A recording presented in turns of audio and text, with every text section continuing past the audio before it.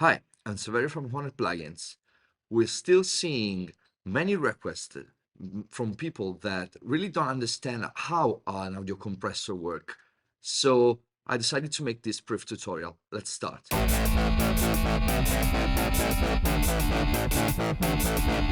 Let's first begin explaining what is an audio compressor. It's a device designed to reduce the dynamic range of your audio. That means actually that it brings down all the louder part than a given threshold so that it makes close the parts where the sound is softer to the parts where the sound is louder. How this is done is specific to the specific type of compression technology, but in general, every compressor has a threshold. When the signal crosses this threshold, a gain reduction happens, and it doesn't happen suddenly, but according to certain time constant. That means that it takes some time for the compression to be fully active and some time for the compression to completely release. This is because if we did compression instantaneously, would create a lot of distortion due to intermodulation distortion between the two signal. So what we do is to have a slow attack and a slow release, of course, compared to the speed of the audio signal. So also you have another control, which is called the ratio, that decide the amount of gain reduction that is applied when the signal crosses the threshold. And this is very useful because it allows you to decide how slammed must the gain reduction be when the signal is too loud. So you have three controls: the speed of compression, the threshold of the compression, and the amount of the compression in terms of ratio. How do we set these three controls? Well, I don't think I have the definitive answer, but this is what I learned and how I've been taught to use an audio compressor. So this is what I'm explaining you. There is not just a way of using an audio compressor. This is the most standard one and probably the most scientific one. Of course, you can use the effect as an audio effect. So if you want to get distortion from the fast attack release constant of an 1176, for example, you never use this technique, but you simply turn the knobs until you get the sound you want. But this is how it's supposed to be used in a scientific way. So I have my session here where I have Multicomp Plus MK2 set there with the VCA model. I have chosen this model because it's the most, let's say, vanilla model we have. So it's pretty predictable. It's a feed-forward compression type, so it's not program dependent, and it has all the controls of a compressor. I have this kick drum that sounds like this, and we want to, it's of course it's a drum machine sample, so it's pretty balanced already, but we want to compress this to make it sound more even. So the first thing we do is actually to turn the ratio all the way up to the maximum so we can hear all the compression, the attack at the minimum and the release at the minimum. Then we turn the threshold until we get a huge amount of compression, let's say negative 18 dBs. So now you're hearing the beating of the drum, of the kick drum, and almost no body. What we're gonna do now is to tweak the attack until we get the enough beater sound that we like before starting into compression. This is the time that it takes the compression to actually happen.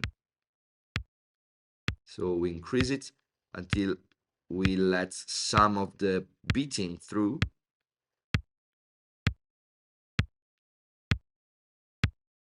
Okay, this is good. So this is it.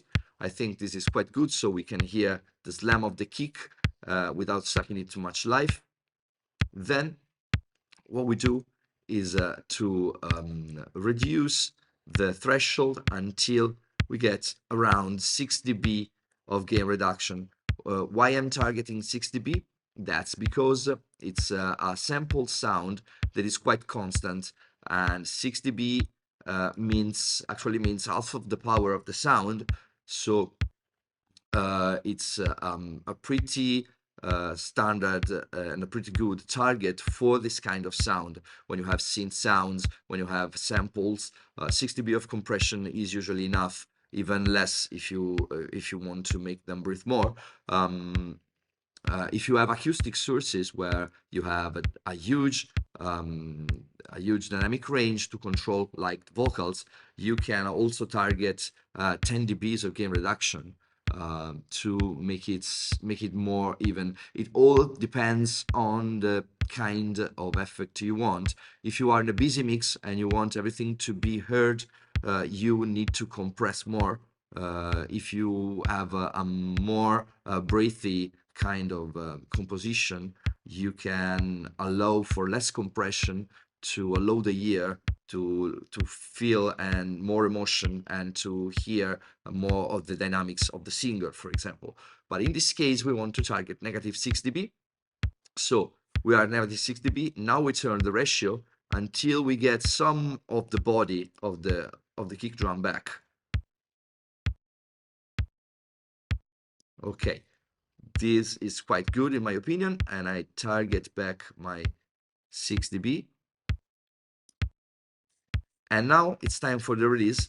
We need to tweak the release so that it ends before the next kick happens, and allows the compression to recover, but it's not too fast, because if the release is too fast, it can create intermodulation distortion. This is something that you may want. For example, the 1136 is famous for this kind of sound, so you may want this kind of effect. But for this method, I will stick to the standard, and I will increase the release time until we get to the next kick.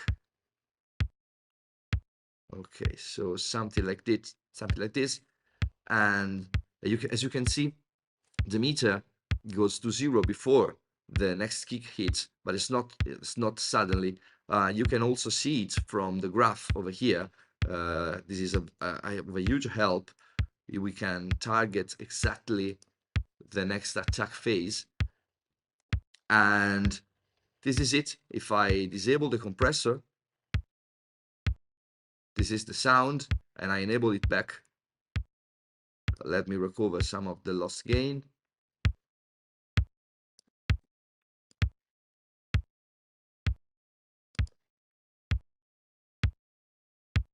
You can hear the smack of the kick.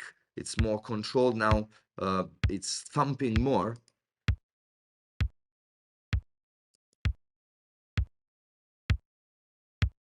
In the end, this is the final goal of audio compression, to make everything slam more. So this is how we have set this compressor. So this is quickly how to set an audio compressor. I hope this tutorial is helpful.